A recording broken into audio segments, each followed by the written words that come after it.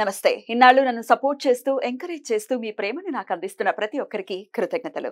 అలాగే ఈ వీడియో కూడా ఖచ్చితంగా మీకు ఉపయోగపడుతుంది. లైక్, షేర్ అండ్ సబ్స్క్రైబ్ చేసి మీ సపోర్ట్‌ని నాకు అందించండి. అలాగే ఈ వీడియో పట్ల మీకున్న అభిప్రాయాన్ని కామెంట్ సెక్షన్‌లో కామెంట్ చేసి తెలియజేయండి. ఇప్పుడు వీడియోని చూద్దాం. నమస్తే, వెల్కమ్ టు అవర్ ఛానల్. నేను పద్మిని. ప్రస్తుతంతో పాటు ప్రముఖ ఆధ్యాత్మికవేత్త, వాస్తు జ్యోతిష పండితులు నిట్టల ఫణిభాస్కర్ శర్మ గారు మనతో పాటు ఉన్నారు. మాట్లాడదాం. నమస్కారం అండి. ఒక జ్యోతిష పండితుల దగ్గరికి వెళ్తే వారు చెప్పేటటువంటి ఒక్క మాట జీవిత పర్యంతం గుర్తుంటుంది అనటంలో ఎటువంటి అతిశయోక్తి లేదండి. అండ్ మీ దగ్గరకు వచ్చేటటువంటి మీ క్లయింట్స్ అనుకోవచ్చు, లేకపోతే ఎవరైతే ఉంటారో వాళ్ళు మీరు మంచి చెప్తే వినాలి అని అనుకుంటారు ఖచ్చితంగా. ఎందుకంటే చాలా పాజిటివిటీ ఇస్తుంది, బోల్డ్ అంత ధైర్యం ఇస్తుంది. అరే బాగుందిట రోజులు, మనం ధైర్యంగా ఎదుర్కొందాం, ఈ చిన్న కష్టమే కదా అని అనిపిస్తుంది. అయితే ఇలా ఉండాల్సిందంటే ఒక పాజిటివిటీని నింపాల్సినటువంటి ఒక మంచి వృత్తిలో ఉన్నటువంటి కొంతమంది మీకు ఆ దోషాలు ఉన్నాయి, మీకు ఈ దోషాలు ఉన్నాయని భయపెట్టి వాళ్ళని లిటరల్లీ ఒక రకమైన హింసించి అని చెప్పుకోవచ్చు. ఇది ఎంతవరకు సమంజసం అని అనుకోవచ్చు. నేను ఈ ప్రశ్న అడగడానికి గల కారణము, ఏదైనా వెళ్ళి చూపించుకుంటే ఫస్ట్ కుజదోషంతో మొదలయ్యి పితృదోషాలు ఉన్నాయి, మాతృశాపాలు ఉన్నాయి, లేకపోతే ఉండవు అని అనట్లేదు, కానీ ఎలా చెప్పాలి అనే దాన్ని బట్టి ఉంటుంది కదా. ప్రతి ఒక్కరికి పితృదోషాలని ఆపాదించేస్తున్నారు. ఇలా నేను డైరెక్ట్ గా వీడియోలు చేసిన వాళ్ళు ఉన్నారు. చిన్న సమస్య ఉన్నది పితృదోషం కింద కన్సిడర్ చేస్తాను. నేను అడిగాను, కాంట్రడిక్ట్ చేశాను. హౌ అంటే ఎట్లా చెప్తున్నారు మీరు, ఎట్లా? అది చిన్న విషయం కూడా సరే, మరి మీరు ఎలా చూస్తారు పితృదోషాన్ని, ఎలా కన్సిడర్ చేసుకోవచ్చు పితృదోషాన్ని, ఎలా నివృత్తి మార్గం ఏమిటి చెప్తారండి? తప్పకుండా. ఇందులో అంటే జ్యోతిష పరిభాషలో టెక్నికల్ గా మాట్లాడుకున్నప్పుడు పితృకారకుడు సూర్యుడు, ఆత్మశత్రుత్సాహవన పర్వతాది పితృకారక సూర్య అన్నాడు. ఉత్సాహానికి, ఆత్మకి, వీటన్నిటికీ కారకుడు సూర్యుడు. జాతక భావంలో 12 భావాలు ఉంటాయి. తన్వాది 12 భావాలు అంటారు. అందులో 1వ భావం నుండి 12 వరకు ఒక్కొక్క దాన్ని రిప్రజెంట్ చేస్తూ ఉంటుంది. లగ్నం ఉంది. తను స్థానాధిపక్యేంద్రే లాభే కొనగతేయదీత్యాగవాన్ ధనవాన్ భోగి నృపపూజ్యో ప్రకాశక శుభదృష్టియుతే లగ్నే లగ్నేశే శుభ సంయుతే అని తనుభావం అంతా కూడా శరీరం గురించి, ఛాయ గురించి, వాడు ఎలా ఉంటాడు ఏంటి అని దాని గురించి చెప్తుంది. లగ్నం తనుభావం అన్న లగ్నం అన్న ఒకటే. అలాగే మణిర్ముక్త ఫలం స్వర్ణం రత్న ధాతు కదంబకం యానికాని సర్వాణి ధనస్థానాద్వి నిర్ణయ, ఇలా 2, 3, 4, 5 ఇలా 9వ భావాన్ని మనం తీసుకుంటే దీన్ని భాగ్యము అన్నారు. నిజానికి కొన్ని గ్రంథాల్లో పుత్రాన్ బుద్ధిం పూర్వపుణ్యం చ పుంసాం, 5వ భావము పూర్వపుణ్యానికి సంబంధించినటువంటి విషయాలను కొన్ని తెలియజేస్తోంది, ఉపాసనకి సంబంధించినటువంటి కొన్ని విషయాలను తెలియజేస్తోంది.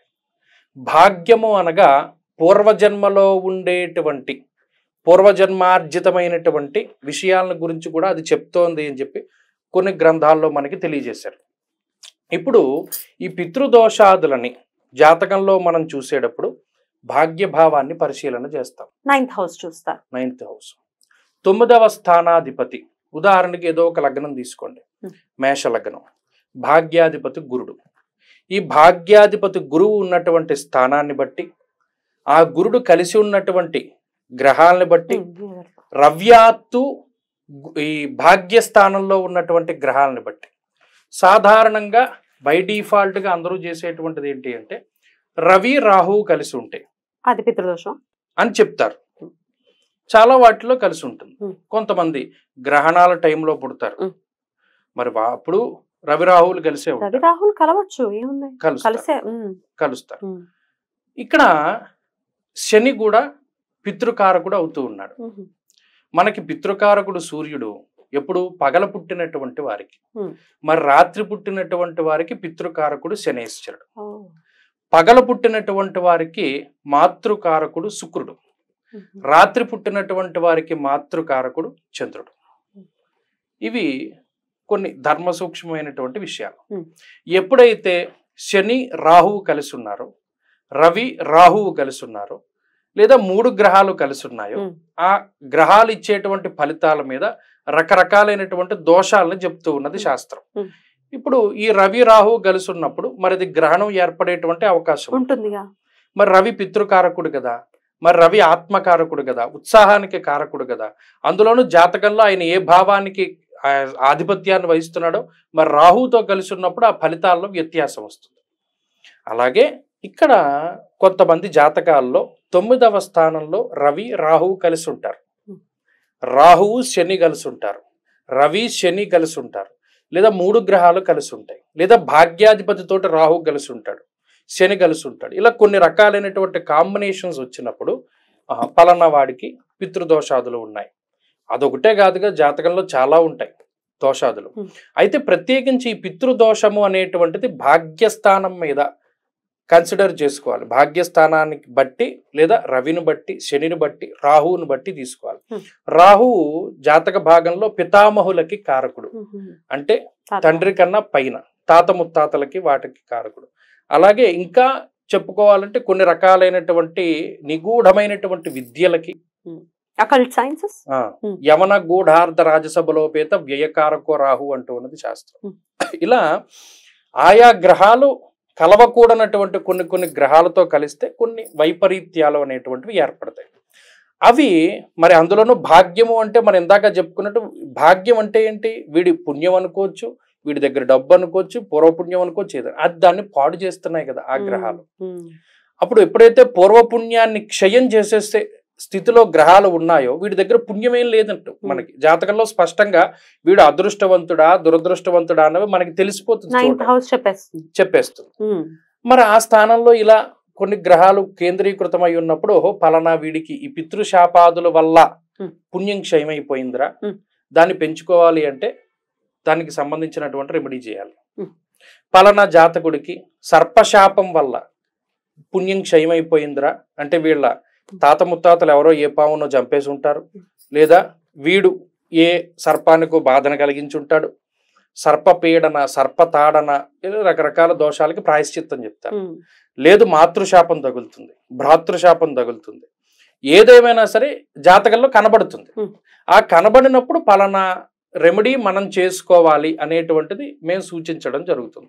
ఇప్పుడు ప్రత్యేకించి పితృదోషాన్ని తీసుకున్నప్పుడు ఈ పితృదోషాదుల వల్ల ఏమవుతుంది అంటే వంశంపై ప్రభావాన్ని చూపెడుతుంది. పిల్లలు పుట్టకపోవడం, సంతానం కలగకపోవడం, కలిగిన సంతానం ఎదగకపోవడం, వారికి ఎదుగుదల లోపం ఉండడం ఇత్యాది విషయాలపై అది ప్రభావాన్ని చూపెడుతుంది. ఆ సంతాన వివాహ విషయంలో జాప్యత ఏర్పడటం కూడా పితృదోషం కింద కన్సిడర్ చేస్తారు. కొన్ని సందర్భాల్లో ఉంటుంది అది కూడా ఒక పాయింట్.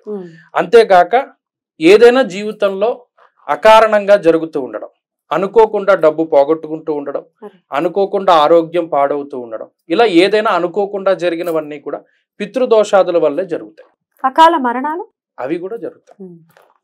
పలానా వంశంలో ఒక వ్యక్తికి అకాల మరణం సంభవించింది అంటే దానికి కొన్ని ప్రత్యేకమైన క్రతువులు ఉన్నాయి, అవి చేసుకోకపోయినా, లేదో ఆ మరణం సంభవించినటువంటి ప్రాంతాల్లో ఫలానా కార్యక్రమాలు చేయకపోయినా ఇవన్నీ కూడా ఇబ్బంది పెడుతూనే ఉంటాయి. మరి ఎలాగండి దీనికి నివృత్తి ఏమిటి? దీనికి ప్రత్యేకించి ప్రతి మాసములోనూ అమావాస్య తిథి వస్తూ ఉంది. అమావాస్య తిథికి అధిదేవతలు పితృదేవతలే. అందుకని అమావాస్య తిథి రోజున ఈ తిలతర్పణాలు, తిలహోమాదులు లేదా స్వయం పాకాదులు ఎవరికైనా ఇవ్వవచ్చు. లేదు పితృదేవతలకి సంబంధించిన తిథులు వస్తాయి, ఆ తిథుల్లో ఖచ్చితంగా ఆబ్దీకాల అటువంటి వాటిని మనం చేస్తూ ఉండడం ఒక పద్ధతి. 2 మహాలయ పక్షాలు వస్తాయి సంవత్సరానికి ఒకసారి, భాద్రపద మాసంలో కృష్ణ పక్షంలో మహాలయ పక్షాల్లో పితృదేవతల్ని స్మరించుకుని చేసేటువంటి అనేక రకాల కార్యక్రమాలు కూడా చేయవచ్చు. ఏ రోజున చేయమంటారు? మహాలయ పక్షంలో ప్రత్యేకించి ఇలా పితృదోషాలు అమావాస్య రోజు చేస్తేనే శ్రేష్టం. అంటే ఆ పక్షం అంతా మంచిదే, ప్రత్యేకించి మనం తీసుకోవడానికి ఏం లేదు, కానీ 5 రోజులు ఉంటాయి. ప్రారంభ రోజున, చివరి రోజున, యతి మహాలయం, వ్యతిపాతం, భరణి, ఇటువంటి రోజుల్లో ఏ రోజైనా సరే చేయవచ్చు. చేస్తే అప్పుడు ఈ పితృదోషాదులు తొలగిపోయి సామాన్యమైనటువంటి జీవితం వస్తుంది. కొంతమంది దీనికోసం ప్రత్యేకించి చాలా ప్రాంతాలకు వెళుతూ ఉంటారు, దూరత్ర వెళ్తూ ఉంటారు, ఆడవాళ్ళు చేస్తారు, చేయబోతారు. మన భాష వేరు, వాళ్ళ భాష వేరు. అందుకని మనకి కొన్ని ముఖ్యమైనటువంటి ప్రాంతాలు ఉన్నాయి. సప్త గోదావరి సంగమ ప్రాంతం ఉంది, కొవ్వూరు గోపాదాల రేవు ఉంది, రాజమండ్రి ఉంది, మరో కాశీగా చెప్తారు. అలాగే పాదగయ క్షేత్రం ఉంది, పిఠాపురం క్షేత్రం ఉంది, అలాగే వశిష్ఠ గోదావరి సంగమ ప్రాంతం ఉంది. మరి అటువంటి చోట్ల కూడా చాలా గొప్ప ప్రాంతాలు బ్రహ్మాండంగా చేస్తారు. అద్భుతం. అక్కడ చేయించుకోవచ్చు. ఇక్కడ లేవండి మరి మా పరిస్థితి ఏమిటి? మా పెద్దవాళ్ళ పేర్లు చెప్పి, ఇప్పుడు వేరే ప్రభాసాంధ్రులు ఉన్నారు, వేరే కంట్రీస్ లో ఉన్నారు అనుకోండి, వాళ్ళు చేయించచ్చా? డబ్బులు ఇచ్చి చేయిస్తే చేయించుకోవచ్చు. ప్రత్యేకించి మా సంస్థ ద్వారా ఈ సంవత్సరం మేము ఏం చేస్తున్నామంటే, ఇలా ఎవరైతే ప్రవాసాంధ్రులు ఉన్నారో లేదా దూరత్ర వేరే స్టేట్ లో ఉన్నారో వారు చేయలేరు కాబట్టి వారి ఇంకొకరి పేరు మీద కర్తృత్వాన్ని వేసి పలానా వాళ్లే చేస్తున్నట్టుగా ఈ కార్యక్రమాల్ని మేము ఆయా ప్రాంతాల్లో జరిపిస్తున్నారు. సంప్రదించవచ్చు, ఆయన నంబర్ కి కాల్ చేయొచ్చు. అయితే ఇద్దరే ఆడపిల్లలు ఉన్నారు, మగపిల్లలు లేరు. మరి ఇప్పుడు మా ఇంట్లోనే ఉంది ఆ పరిస్థితి. మా తల్లిదండ్రులు ఉన్నారనుకోండి, కానీ ఒకవేళ మా తాతగారికి మా బాబాయ్ గారికి చెయ్యాలి అని అంటే మా పరిస్థితి ఏమిటి? ఒరిజినల్ గా ఈ తల్లిదండ్రులు ఉన్నప్పుడు ఈ తండ్రి గారే వాళ్ళకి సంబంధించిన వాళ్ళందరూ చేస్తారు, లేదా దౌహోత్రుడు చేస్తాడు, మనవడు చేయాలి. కానీ ఒరిజినల్ గా చిన్నపిల్లలు వాటిని చేయడానికి కూడా తల్లిదండ్రులకు అది మనస్కరించదు, అది ఎంత పుణ్య కార్యక్రమం అయినప్పటికీ కూడా. అలాంటప్పుడు ఏం చేయాలంటే ఇంకొకళ్ళ మీద కర్తృత్వం వేసి చేసుకో. ఇప్పుడు మీరు చేసిన విధానంలో చెయ్యాలి, ఖచ్చితంగా వాళ్ళకి ఫలితం అనేది వెళ్తుంది, ఖచ్చితంగా వాళ్ళకి అందుతుంది. సో మరి చేయించుకోవాలి ఖచ్చితంగా. రకరకాల సమస్యలతో బాధపడుతున్నారు అని అనుకుంటే, ఒకవేళ పితృదోషాలు ఉన్నాయి అనుకుంటే కనుక ఖచ్చితంగా చేయించుకోండి. వారి నంబర్కి కాల్ చేస్తే మీకు మరిన్ని వివరాలని అందిస్తారు. అయితే ఇంకొక చివరి ప్రశ్న, ఇలా పితృదోషాలు ఉన్నాయని భయపెట్టడం ఒక జ్యోతిష పండితుడిగా మీరు ఎలా చూస్తారు? ఇందులో ఈ దోషం అనే కాదండి, ఏ దోషం ఉన్నా మనం భయపెట్టవలసింది ఏం లేదు. ఎందుకంటే ఇప్పుడు భయపెట్టినంత మాత్రాన్ని అదేం పోదు. ఇప్పుడు కాలసర్పదోషం ఉంది, సర్పదోషం ఉంది, పితృదోషం, శకట యోగము, ఇలా పునర్భూదోషాలు, చాలా దోషాలు ఉంటాయి జాతకంలో. ఉన్నాయి, తెలుసుకోవడం చాలా ముఖ్యం. తెలుసుకుని దానికి సంబంధించిన దశాంతులు చేసుకుంటూ ఉండాలి తప్పితే అది ఉందని భయపడడం వల్ల ఏమవదు. మీకు జలుబు చేసిందని భయపడితే అది తగ్గదు కదా. దానికి సంబంధించింది ఏదో రెమెడీ చేసుకోవాలి, అది చేస్తే తగ్గుతుంది. రైట్. భయపెట్టడం కొంచెం బాధ్యతాయుతంగా ఉంటాయి కూడా పండితులు. కానీ మీకు ప్రశ్న ఎనీవేస్ చక్కగా వివరించారండి, కృతజ్ఞతలు, నమస్కారం.